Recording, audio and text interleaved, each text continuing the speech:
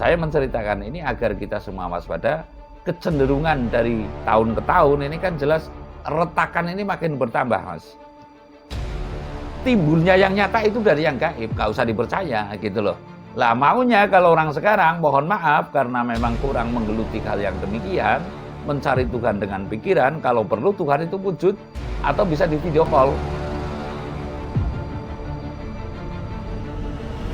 Salam mulia, Mbah. Salam mulia. Yang masih sering menjadi pemberitaan niki nggih kan tentang Megatrust itu, yang konon ya bukan konon, itu sudah penelitian beberapa pihak di lempengan Samudra Hindia letaknya gitu nih. Lah yang menjadi pertanyaan saya, dalam pandangan batin panjenengan niki, adakah kemungkinan juga yang selain di lautan, Mbah? Ya, atau mungkin ada kemungkinan di darat begitu atau tidak menurut panjenengan?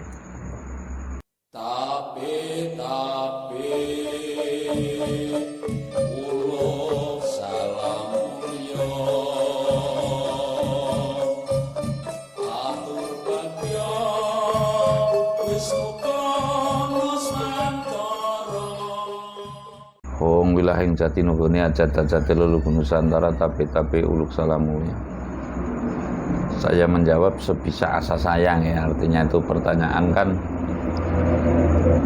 apa ya, Megatrust atau gempa besar itu akan terjadi di laut saja. Intinya gempa itu apa mungkin hanya akan terjadi di laut gitu loh ya. Kan kurang lebih seperti itu. Nah, kalau deleng atau melihat dari jalur Australia dan Eurasia. Ya, pokoknya itulah, saya nggak membidangi Eurasia dan Australia begitu. Ketemunya di Karangsambung.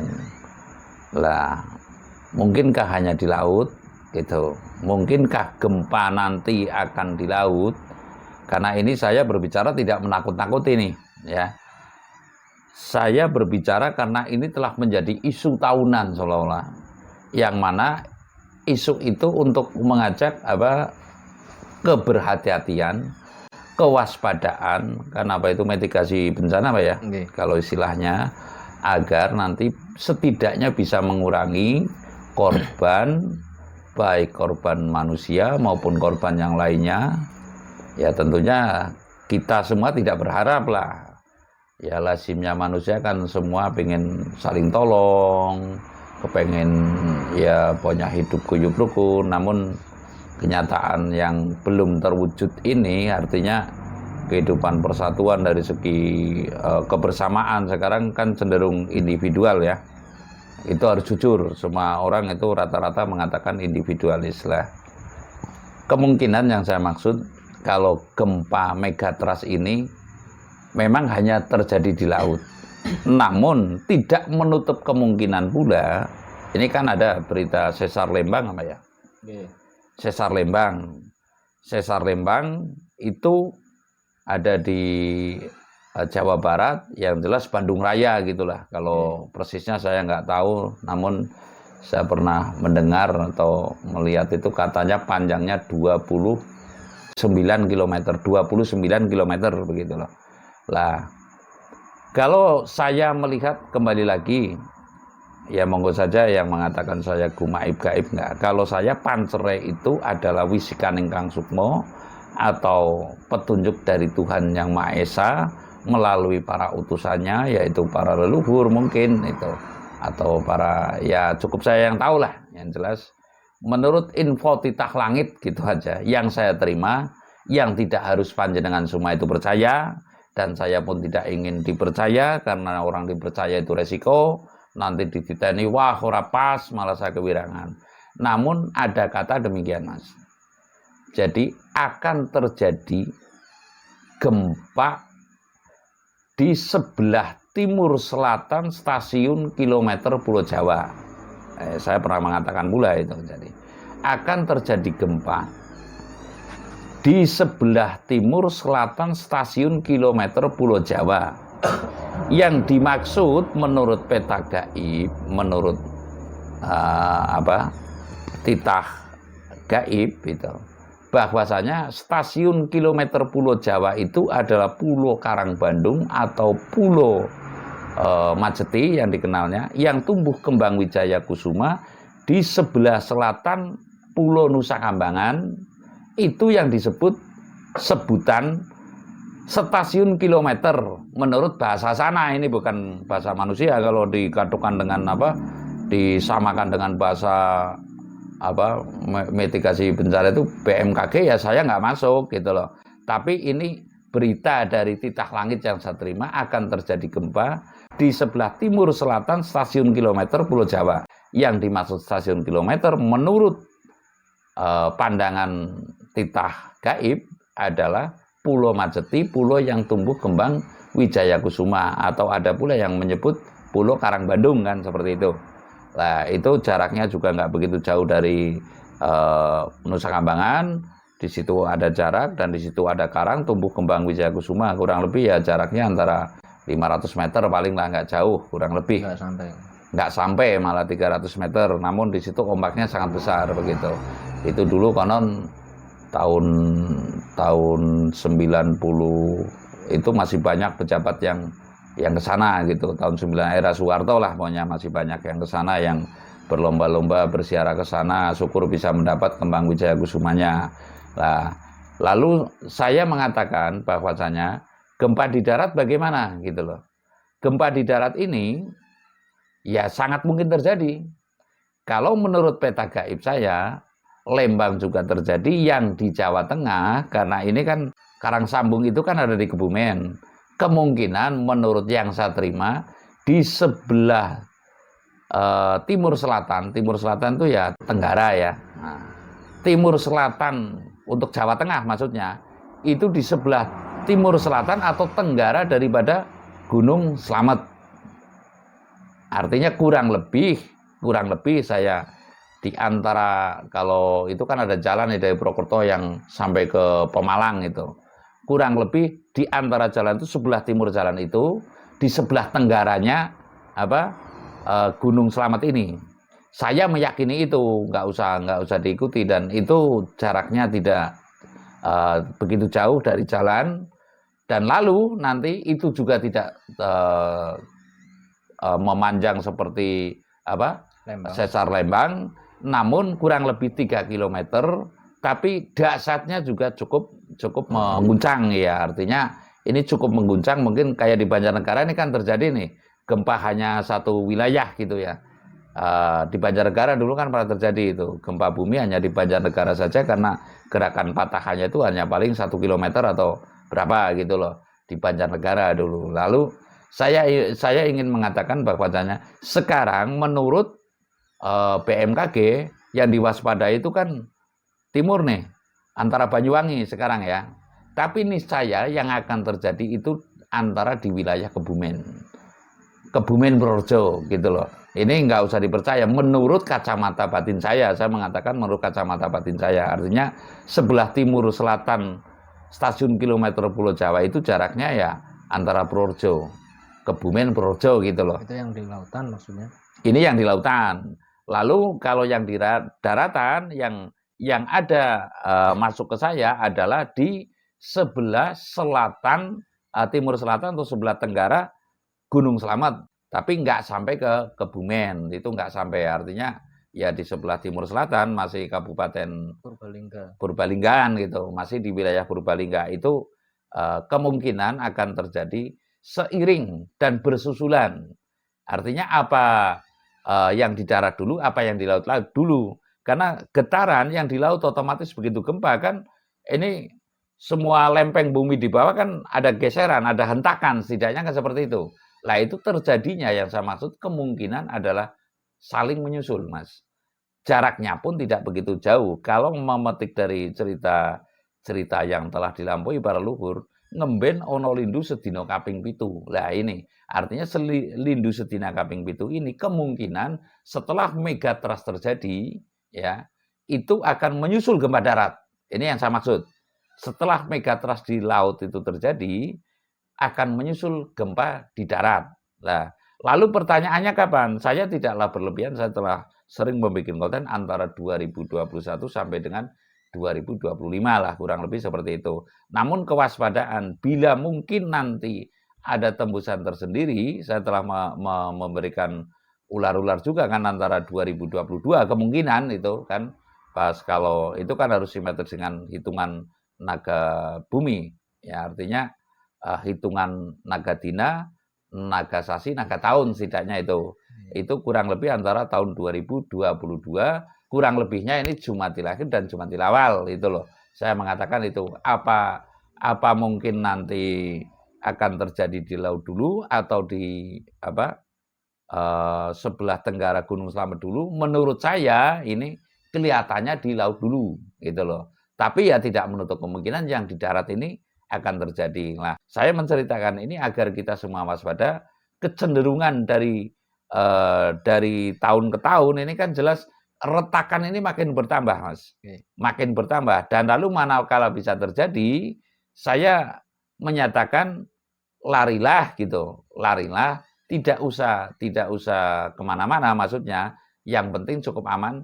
Ibaratnya ketinggiannya ini, kalau di wilayah sini saya telah mengatakan kepada rekan, kalau nanti tsunami ya lari saja ke Kebudang gitu loh. Desa Kebudang ini kan ada.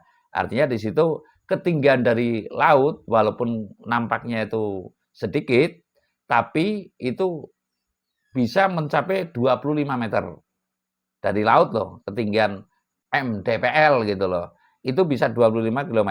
Seperti kalau di dekat saya ini nggak usah jauh-jauh, saya mengarahkan kepada apabila nanti ada gempa nggak usah kita berlari karena dataran ini cukup tinggi. Artinya saya menyarankan merujuk, artinya memberikan referensi bahwasanya manakala nanti terjadi gempa janganlah lari terlalu jauh tapi cukup cari dataran tinggi. Niscaya ini akan cukup bisa menyelamatkan karena dataran tinggi yang dimaksud dalam suatu tempat ya itu pasti ada desa yang agak manjat gitu loh. Dimanapun itu loh, dimanapun artinya agak ketinggiannya agak manjat itu yang dicari. Yang artinya kalau di sini tempat saya nih jarak setengah kilometer saja itu kan turunnya kelihatannya itu rendah, tapi aslinya itu bisa 5 meter, Mas, gitu loh. Ini sebuah rujukan, artinya sebuah rujukan saya mengatakan bahwasanya seperti andai kata terjadi di Cilacap, itu cukup di wilayah Gemilir. Ya, jangan sampai ke utara lagi. Kalau ke utara lagi, itu kemungkinan Segara Anakan itu akan bludak sampai ke Tritih gitu. Artinya itu bisa harus membaca peta. Jangan sampai kita lari tapi malah bikin celaka diri kita sendiri. Umpamanya di sini, kalau saya lari ke Kesugihan karena dekat dengan Serayu, otomatis air tsunami itu kan lewat sungai kan. Nah, ini bahaya di situ. Makanya kalau wilayah itu cukup mencari dataran yang tinggi atau cukuplah kalau bisa memanjat pohon, ya kurang lebihnya pohon kelapa gitu aja lah. Kita termasuk di pohon kelapa seukuran yang sampai 20 hingga 20 hingga 15 gitu aja. Niscaya itu akan kukuh. Niscaya itu kita akan selamat. Harapan kita tentunya semua bisa terhindar. Namun apabila terpaksa itu terjadi, rujukan saya adalah seperti itu. Sebab untuk berlari jauh kelihatannya lebih membahayakan apabila tidak bisa membaca peta gitu loh, peta wilayah gitu. Begini Mas, itu kan Badan Meteorologi dan Geofisika telah menyatakan ya. Artinya saya sering mengatakan, bahkan ada yang menceloteh saya bahwasanya kita mencari pemimpin yang nyata, bukan mencari pemimpin gaib umpamanya seperti itu loh. Timbulnya yang nyata itu dari yang gaib, nggak usah dipercaya gitu loh. Artinya saya menyatakan bahwasanya kalau BMKG itu kan berulang kali tidak bisa menyatakan kapan dan di mana, mungkin bisa 20 tahun lagi, bisa 10 tahun lagi dan sebagainya. Justru dengan hal yang tidak kelihatan ini, dengan hal yang itu kita bisa menentukan. Tapi andai kata menentukan pun saya pakai bahasa Saloka, pandai-pandailah dalam mentafsir gitu loh. Walaupun saya mungkin kemungkinan saya sudah ada. Tapi ini karena masih jauh, saya belum secara vulgar menyatakan gitu loh. Artinya tapi bahasa Saloka gitu loh. Saya nggak mendahului kehendak Tuhan. Contoh, saya ya jujur lah, saya kadang dimintai tolong atau nyambi jadi dukun gitu aja lah. Umpamanya ada orang yang sakit, bahasa Saloka ini orang sudah tidak bisa diobati gitu loh. Bahasa Saloka, contoh sebagai bahasa Saloka seperti ini, dijas sudah saatnya ditutup. Saya cuma bertanya, ini orang Kristen, apa ini yang sakit orang Kristen? Artinya dijas sudah saatnya ditutup. Artinya orang ini sudah tidak bisa diobati gitu loh. Sama juga umpamanya hari hanya itu, hari tsunami, bisa saya diberitahu, tapi mesti dengan bahasa Saloka, tidak mungkin oleh bahasa yang vulgar. Ini yang saya maksud. Makanya ketika Pak Jokowi itu telah direncanakan jauh sebelum Pak Jokowi menjadi presiden. Kira-kira begitu. Lah maunya kalau orang sekarang, mohon maaf karena memang kurang menggeluti hal yang demikian, mencari Tuhan dengan pikiran, kalau perlu Tuhan itu wujud atau bisa di video call gitu loh. Ya kan lucunya di situ. Lah kalau bagaimana bayangkan apabila Tuhan itu wujud, kira-kira orang tidak serta-merta meminta mensyukuri itu enggak. Sekarang mintanya masih duit, ya kan? Kalau perlu minta mobil gitu loh dengan Tuhan. Karena rasio gitu loh. Tuhan kan punya sifat kun. Kun apa saja kan jadi. Tolong saya dikasih duit Tuhan, tolong saya dikasih uang. Lah apa jadinya apabila uang terus mobil ya diberi oleh Tuhan, lalu dia tanpa konsepsi jiwa yang benar, jiwa yang ngepasi dengan kehendak Tuhan, kira-kira akan babyak apa tidak? Ibaratnya bukan gila karena sakit ingatan, tapi gila karena dia cara anunya gue adigang adigung adiguno. Bisa dipahami ya, adigang adigung adiguno yang direkake dekat dengan Tuhannya, direkake banyak hartanya, direkake kekuasaannya, direkake semuanya ya dirike, artinya sombong gitu loh. Padahal semestinya kita dirujuk agar janganlah kita sombong dalam berjalan di muka bumi ini. Ya angkuh dan sombong itu kan tidak boleh. Lah kalau sudah seperti ini, mobil kredit saja sekarang pada gemagusan. Ya kan? Apalagi mobil diberi lalu mobil tidak mencicil gitu loh. Kira-kira seperti apa? Kita harus mengakui artinya bahwasanya bangsa ini setiap kita sedang diselimuti kelalaian. Lah bagaimana kita bisa melepaskan dari kelalaian ini, lalu kita ingat bahwasanya hidup itu ada yang menciptakan, lalu bagaimana kita taat kepada yang menciptakan, berupaya untuk taat. Kalau taat 100% saya rasa sih, ya langkah sombongnya manakala kita akan meniru seseorang yang plak gitu, nggak mungkin bisa. Walaupun seutama apapun manusia itu tidak mungkin akan bisa meniru jejak seseorang sepenuhnya, maksud saya loh. Namun kalau garis-garis besar haluan hidupnya, haluan hidup kebajikannya, niscaya kita akan sebagian besar kita bisa berpijak. Tapi kalau disuruh persis saya rasa nggak ada, Mas. Lah ini kelirunya dalam kita mentafsir hal-hal ibaratnya sifat doktrin gitu, kita mesti lebih menghayat lagi, lebih mengimbangkan antara nalar dan nurani agar kita itu tidak ditertawakan oleh diri kita sendiri, tidak ditertawakan oleh alam raya ini yang saya maksud. Artinya kembali lagi kepada mengulas gempa, bahwasanya gempa itu kemungkinan besar akan terjadi di laut dan disusul gempa di darat. Saya rasa demikian. Terima kasih.